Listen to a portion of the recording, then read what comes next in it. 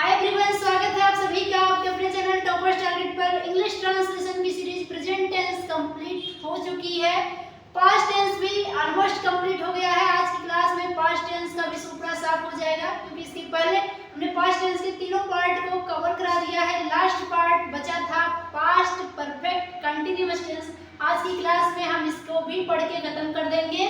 तो अगर आप फर्स्ट टाइम व्यूअर हैं तो चैनल को सब्सक्राइब कर लीजिएगा। साथ में अगर आपको इंग्लिश ट्रांसलेशन की बाकी सीरीज के बाकी लेक्चर छूट गए हैं तो डिस्क्रिप्शन में लिंक है, वहां से पूरा ट्रांसलेशन सीरीज अटेंड कर सकते हैं आप। आइए अब हम बढ़ते हैं सीधे, बिना बकवास किए सीधे अपने टॉपिक पर। टॉपिक हमारा है पास्ट परफेक्ट कंटीन्यूअस टेंस, और आज हम इसको पूरा इसी क्लास के अंदर समाप्त करने वाले हैं। इसकी पहचान सीखेंगे पहले, इसकी हेल्पिंग वर्ब, इसके मेन वर्ब, इसमें समय का क्या रोल रहता है, समय में सिंस फॉर का क्या रोल रहता है, कहाँ कहाँ कंफ्यूजन हो सकता है, साथ में इसकी पूरी प्रैक्टिस, इसके अलग अलग सेंटेंसेस, ये सारी चीजें हम करेंगे। उसके बाद ही इसको समाप्त करने वाले हैं, यानी इस तरीके से समाप्त करेंगे कि हमेशा के लिए दिमाग के अंदर जाके बैठे। आइए सबसे पहले हम जानते हैं पास्ट परफेक्ट कंटिन्यूअस की पहचान कैसी होगी। कैसे पहचानेंगे कि कोई वाक्य पास्ट परफेक्ट कंटिन्यूअस टेंस में है। तो पास्ट टेंस की पहचान था, थी, थे, आ, ई, ए, ये सारी चीजें होती हैं।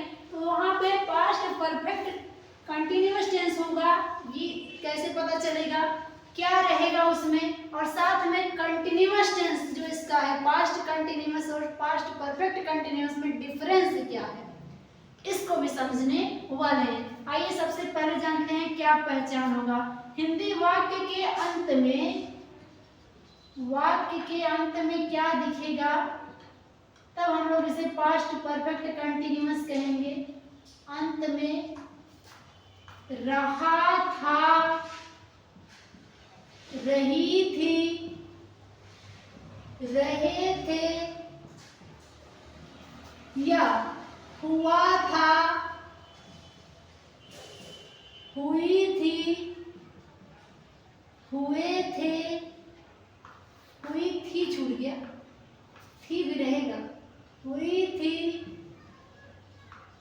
हुए थे, प्लस ये ध्यान रखिए आगे इन सभी में समय जरूर होगा, इन सभी के साथ टाइम होना चाहिए। समय वाक्य में देगा तो ही ये क्या होंगे, पास्ट परफेक्ट कंटिन्यूअस टेंस होंगे। अगर समय नहीं है और ये चीजें हैं तो यही चीजें याद करिए, मैंने पास्ट कंटिन्यूअस टेंस में पढ़ाया था।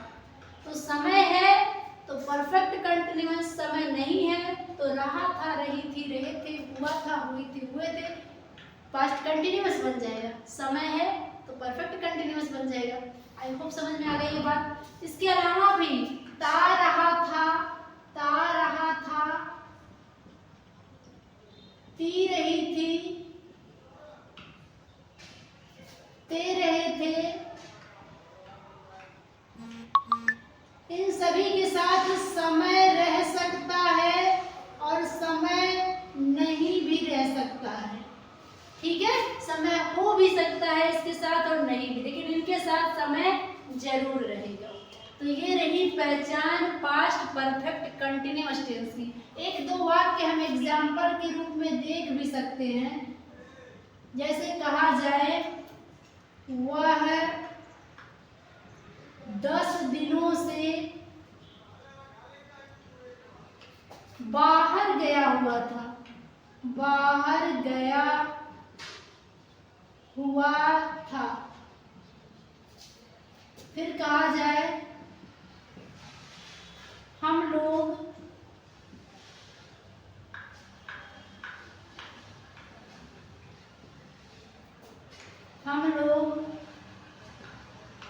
उसकी सहायता 3 महीने से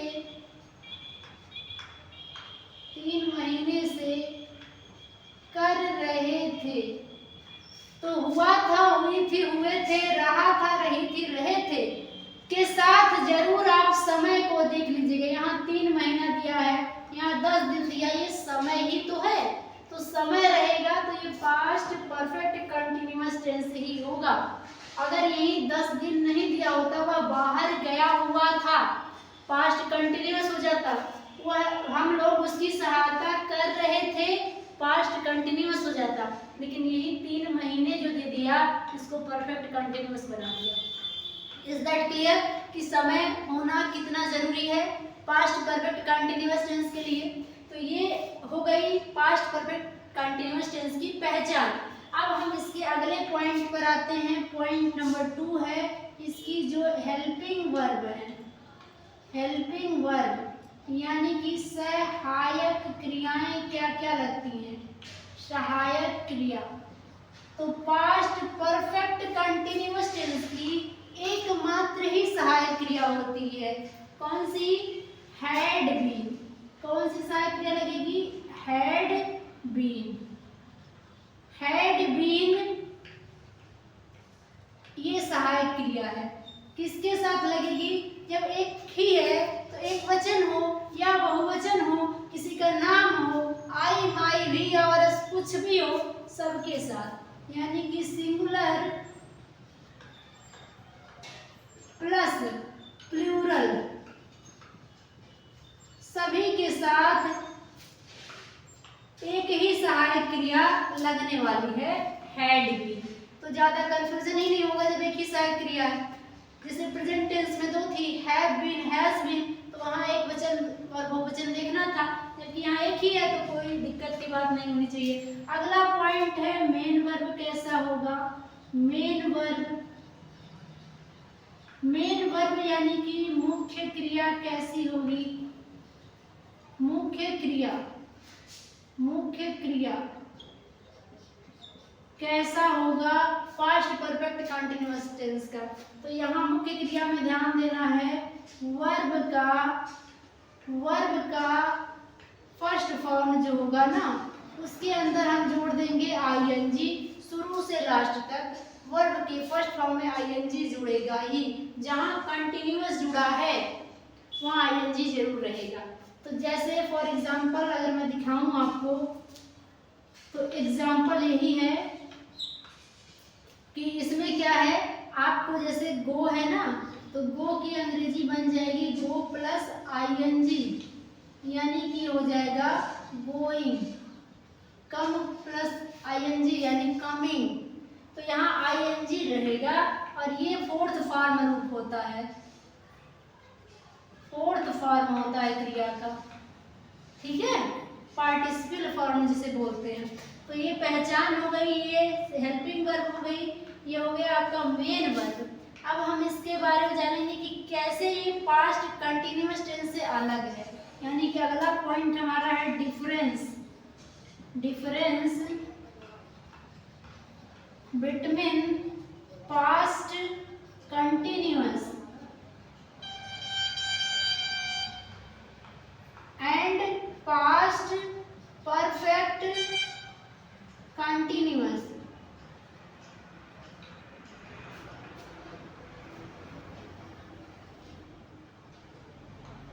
कंटिन्यूअस टेंस, इन दोनों में अंतर क्या होगा फिर। तो हालांकि मैंने मोटा मोटा यही बता दिया, पहचान में अंतर होता है, समय होता है। यहाँ पे पास्ट कंटिन्यूअस के अंदर क्या क्या होता है, यहाँ समय नहीं होता है, समय नहीं देता है, समय नहीं होता है। यहाँ पे क्या होता है, समय होता है, समय देता है, समय देता है, ठीक है। क्रिया में आईएनजी यहाँ भी लगता है, यहाँ भी लगता है, तो डिफरेंस नहीं है। यानी कि वर्ब प्लस आईएनजी यहाँ होता है, यहाँ भी वर्ब में आईएनजी लगता ही लगता है। साथ में यहाँ पे सहायक क्रिया हैड बीन होती है, हेल्पिंग वर्ब जो होती है यहाँ पे हैड बीन होती है, जबकि यहाँ पे क्या होती है, वाज और वर होती है, वाज और वर होती है। तो ये कुछ डिफरेंस थे पास्ट कंटिन्यूअस और पास्ट परफेक्ट कंटिन्यूअस टेंस में। आई होप आपको सारी बातें समझ में आ गई होगी। तो ये एक बार इसका अच्छे से एक स्क्रीनशॉट लेके रख लीजिए, ताकि कभी भी रिवीजन करना हो तो मात्र इतनी चीजें अगर आप देख पाएंगे तो भी आपको सारी चीजें समझ में आ जाएंगी, ठीक है। तो एक बार जल्दी से स्क्रीनशॉट लीजिए। फिर हम चलते हैं इसके समय के बारे में चर्चा करेंगे। जो समय होगा वो 2 कैटेगरी का होगा, निश्चित और अनिश्चित। उसको देखने प्रैक्टिस करेंगे।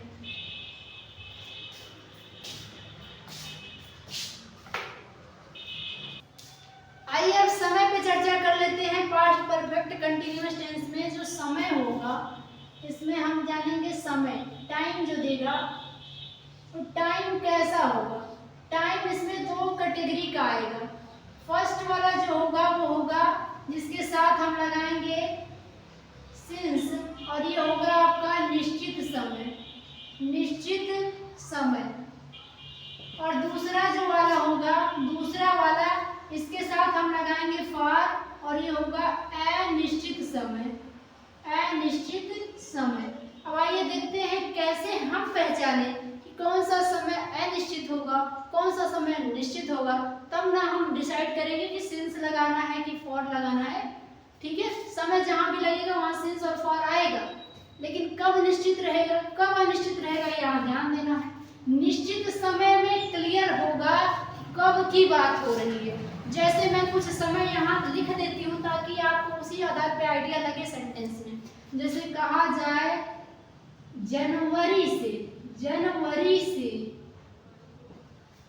जैसा मैंने जनवरी में एक महीने का नाम लिखा, आप सारे महीनों का नाम थोड़ी ना लिखूंगी, आप उसे आधार से समझ जाएंगे। जनवरी से, फरवरी से, मार्च से, ऐसे कहा जाएगा तो ये निश्चित समय माना जाएगा। रविवार से, रविवार से यानी दिन का नाम ले लिया गया तो भी क्या है, निश्चित समय है। 2010 से, तो ये क्या है, साल का, वर्ष का नाम दे दिया, निश्चित समय है। 2 तारीख से, 2 तारीख से, ये भी निश्चित समय माना जाएगा। यहाँ तक कि और 2 जनवरी कह दे, 2 जनवरी, ये तो निश्चित है ही। साथ में और भी क्या कह सकता है, सुबह से, सुबह से, शाम से, दोपहर से, निश्चित समय के कैटेगरी में आएगा। इसके अलावा और भी अगर कहें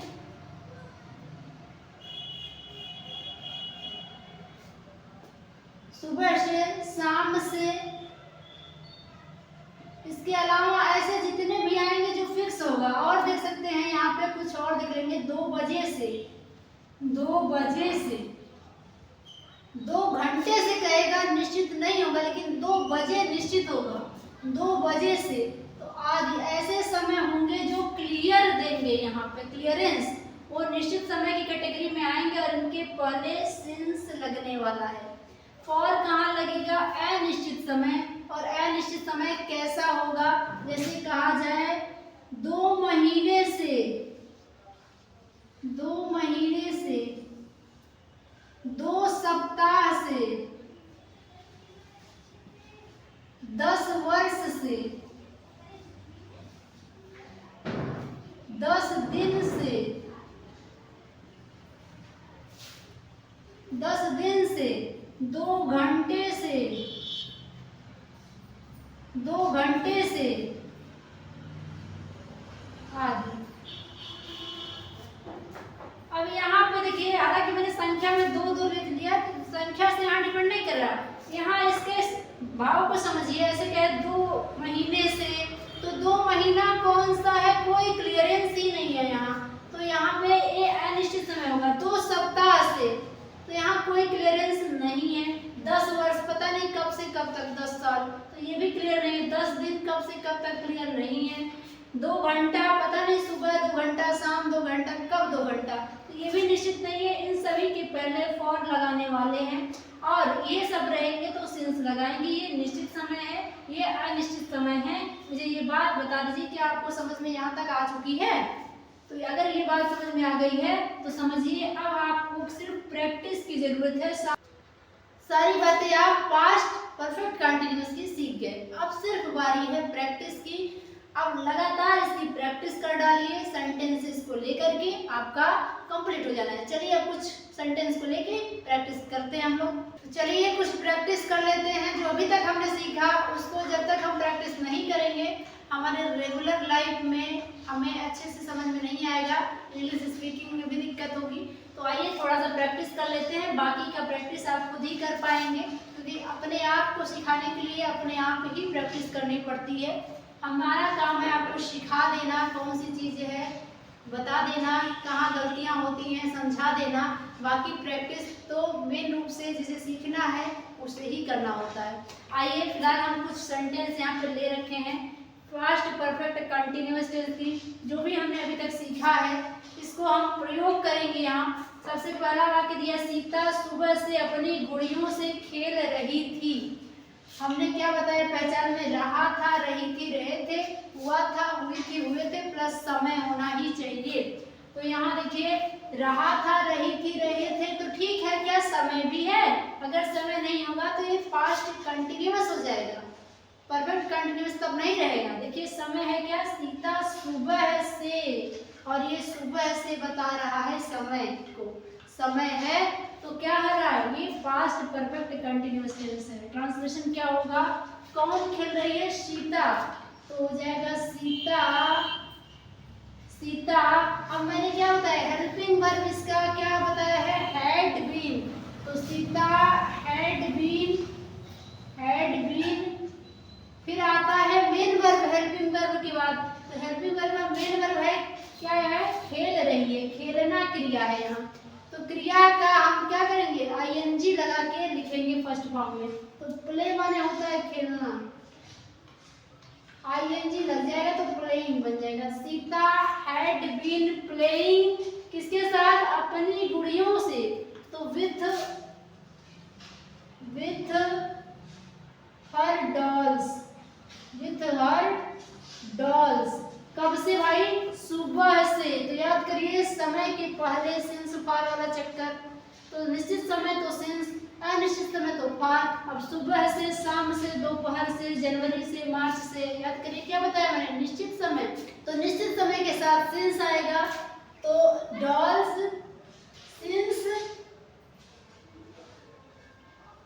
सिंस मॉर्निंग हो जाएगा। ये मॉर्निंग को मैं ऊपर लिख देती हूँ, morning, since morning, full stop.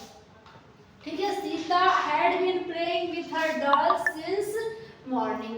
अगले वाक्य पे चले क्या, अगला वाक्य दे रखा है, यह डॉक्टर अप्रैल से रोगी को दवाई दे रहा था। यह डॉक्टर अप्रैल से रोगी को दवाई दे रहा था, रही थी, रहे थे, अप्रैल से बता रहा है समय को, पास्ट परफेक्ट कंटिन्यूअस टेंस है। तो क्या है, कौन दवाई दे रहा था, डॉक्टर, कौन डॉक्टर, यह डॉक्टर। तो क्या है, दिस डॉक्टर क्या है, हेल्पिंग वर्ब की है, चाहे एक वचन चाहे बहुवचन, सोचना ही नहीं है, हैड बीन ही लगेगा। दिस डॉक्टर हैड बीन क्या कर रहा था, दवाई दे रहा था, तो गिविंग, गिव माने देना, गिव माने देना, आईएनजी लगेगा, तो giving. This doctor had been giving medicine, क्या दे रहा था, दवाई दे रहा था, तो this doctor had been giving medicine, medicine किसको भाई, रोगी को, टू द पेशेंट,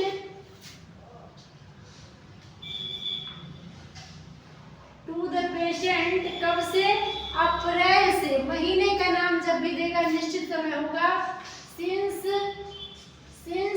अप्रैल, महीने का नाम दे दे, सुबह शाम दोपहर दे दे, साल का नाम दे दे, निश्चित समय होता है। तो this doctor had been giving medicine to the patient since April. यह डॉक्टर दवाई दे रहा है किसको, मरीज को, सिंस अप्रैल माने अप्रैल से। क्या यहाँ तक बात समझ में आ रही है? अगला बढ़े, कह रहा वह 2 दिन से पढ़ रही थी, वह 2 दिन से पढ़ रही थी, रहा था, रही थी, रहे थे, प्लस समय भी दिया है, तो यहाँ भी पास्ट परफेक्ट कंटिन्यूअस टेंस है। कौन सो रही थी, पढ़ रही थी, सॉरी सो नहीं रही थी, पढ़ रही थी, तो यहाँ पे सी हो जाएगा क्योंकि लड़की है, सी, और लगेगा helping verb had been, she had been, पढ़ाई कर रही थी ना, पढ़ रही थी, तो रीड माने पढ़ना, रीडिंग बन जाएगा क्योंकि आईएनजी लगाना है। सी हैड बीन रीडिंग, कब से, 2 दिन से। अब 2 दिन निश्चित समय की अनिश्चित, 2 दिन, 2 घंटा, 10 दिन, 10 साल, ये सब क्या होता है, अनिश्चित होता है, फिक्स नहीं है। तो अब की बारी सिंस नहीं लगना है, फॉर लगेगा, फॉर 2 डेज, कितने दिन से, 2 दिनों से ना, तो for 2 days, for 2 days. She had been reading for 2 days, वह 2 दिन से पढ़ाई कर रही थी, पढ़ रही थी। अगला वाक्य है शाम से तुम्हारा इंतजार कर रहा था, रही थी, रहे थे। शाम से, सुबह से, दोपहर से, बता रहा है समय है, पास्ट परफेक्ट कंटिन्यूअस। तो कौन, मैं कर रहा था इंतजार ना, हो जाएगा आई। अब सहायक क्रिया क्या है, had been, I had been क्या कर रहा था, वेट कर रहा था ना, तो वेटिंग, वेटिंग किसका भाई, तुम्हारा इंतजार। I had been waiting for you, मैं तुम्हारे लिए इंतजार कर रहा था, कब से, शाम से, सुबह शाम दोपहर। क्या होता है, निश्चित समय होता है, तो सिंस आएगा, since evening, since evening, full stop. समझ में आ रहा है। अगला वाक्य देखिए, वह मंगलवार से इतिहास याद कर रहा था, रही थी, रहे थे। मंगलवार से ये क्या बता रहा है, निश्चित समय के साथ साथ पास्ट परफेक्ट कंटिन्यूअस टेंस। तो वह इंतजार कर रहा था, वह याद कर रहा था इतिहास, तो ही हो जाएगा ही। अब ही के साथ हैड बीन आएगा, ही हैड बीन। लर्न माने होता है याद करना, तो लर्निंग, आईएनजी लगेगा ना, तो ही हैड बीन लर्निंग, क्या याद कर रहा था, हिस्ट्री, हिस्ट्री, हिस्ट्री कब से, मंगलवार से। दिन का नाम दिया तो निश्चित है, सिंस ट्यूसडे,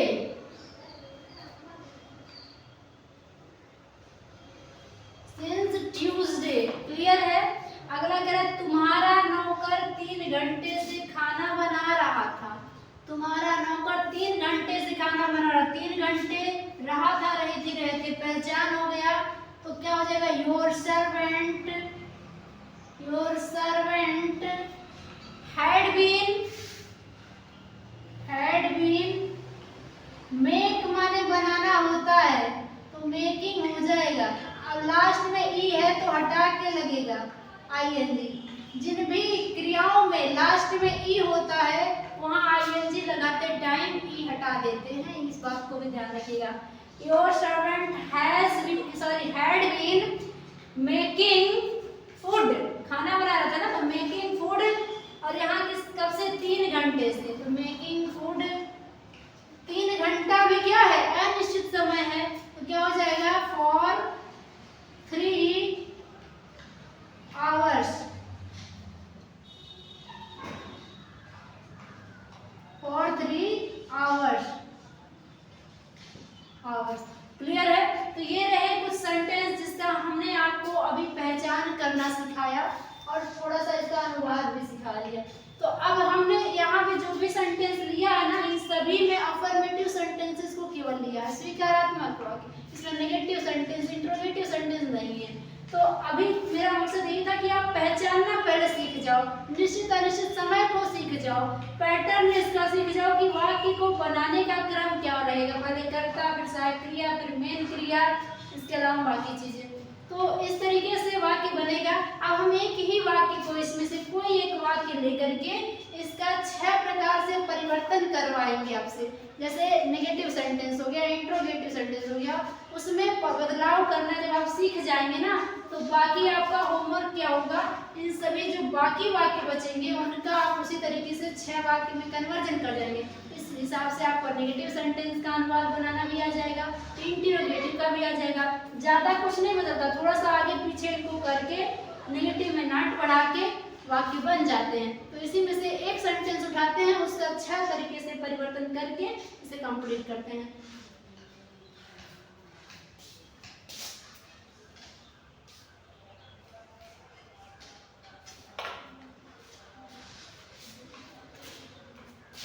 आइए अब एक वाक्य लेके उसके 6 प्रकार से परिवर्तन फॉर्म सीखते हैं और अलग अलग सेंटेंसों का अध्ययन करते हैं। अफर्मेटिव सेंटेंस,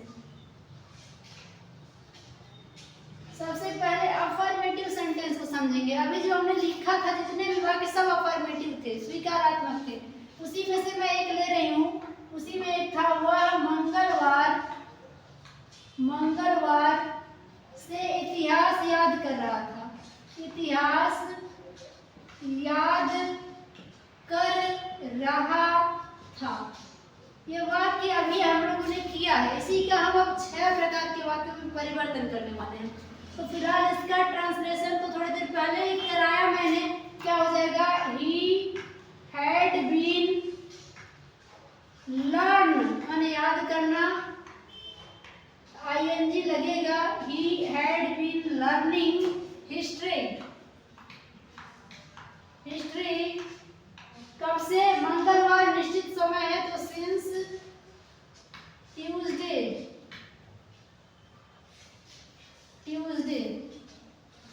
क्लियर है? अब इसी में हम क्या करने वाले हैं, हम इसका 6 प्रकार से परिवर्तन करेंगे। पहले तो इसका नेगेटिव बनाएंगे। नेगेटिव, तो नेगेटिव कैसे बनेगा? वह मंगलवार से इतिहास याद कर रहा था। यहाँ एक और चीज ध्यान दीजिएगा, यहाँ ट्यूसडे जो मैंने लिखा है ना, इसको कैपिटल टी बनाइएगा, क्योंकि दिन का नाम हमेशा कहीं भी लिखेंगे कैपिटल रहेगा। क्लियर है? तो इसका नेगेटिव कैसे होगा? वह मंगलवार से इतिहास याद कर रहा था। इसका नेगेटिव नहीं हो जाएगा, यानी वह मंगलवार हो गया था। मंगलवार से इतिहास नहीं याद कर रहा था। नहीं याद कर रहा था। अब इस बात को हमने नेगेट कर दिया। ये स्वीकारात्मक था, इसे नकारात्मक वाक्य कहते हैं।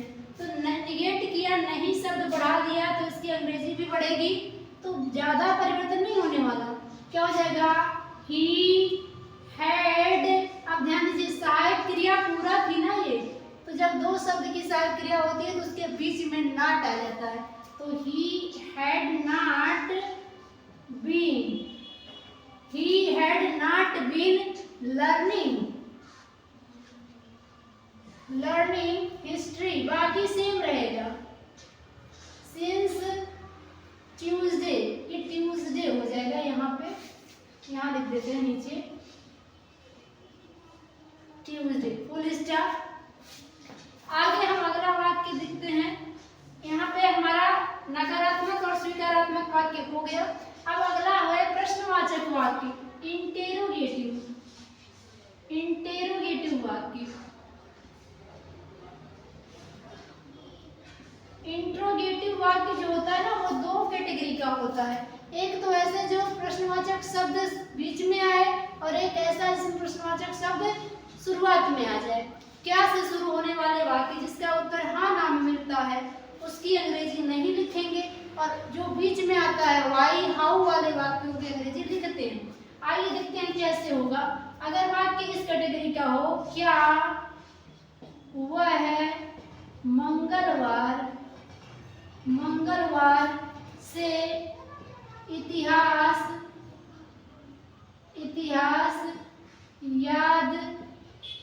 कर रहा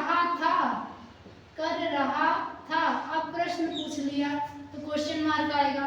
तो यहाँ क्या शब्द पहले ही आ गया? क्या वह मंगलवार से इतिहास याद कर रहा था? तो ये जवाब हाँ ना में मिलना है।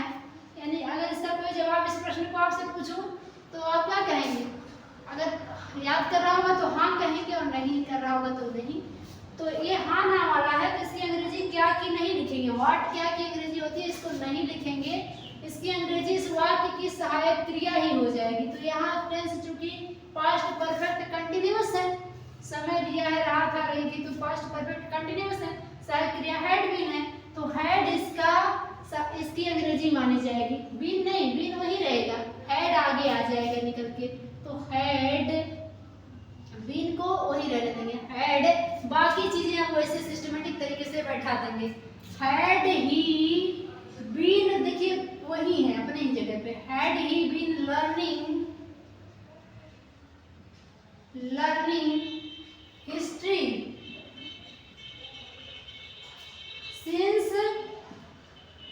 since Tuesday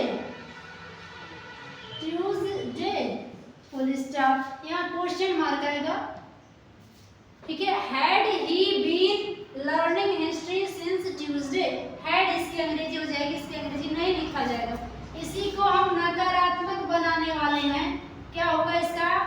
क्या वह मंगलवार से इतिहास नहीं याद कर रहा था, नहीं याद कर रहा था। अब देखिए यही वाला प्रश्नवाचक वाक्य है लेकिन निगेटिव में बन गया, तो निगेटिव जब भी आएगा नाट को अपने साथ ले आएगा। तो सेम देखिए नहीं बढ़ा है इसी में, तो यहाँ भी नहीं, बीन के पहले नहीं आया था, अभी भी आ जाएगा, तो हो जाएगा had he not been, had he not been learning history since Tuesday question mark. ये तो पहली कैटेगरी का प्रश्नवाचक वाक्य है। इसी का दूसरा जो कैटेगरी है वो क्या कहता है? वो कहता है कि प्रश्नवाचक शब्द वाक्य के बीच में आ जाए। जैसे यही वाक्य कहा जाए, वह है मंगलवार से इतिहास क्यों याद कर रहा था, क्यों या कैसे, क्यों याद कर रहा था।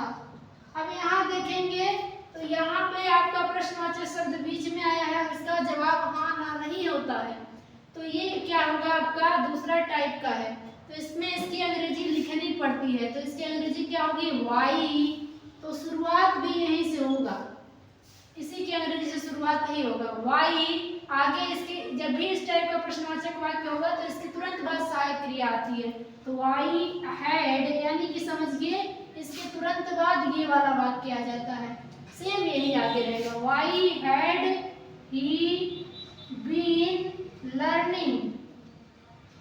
learning history since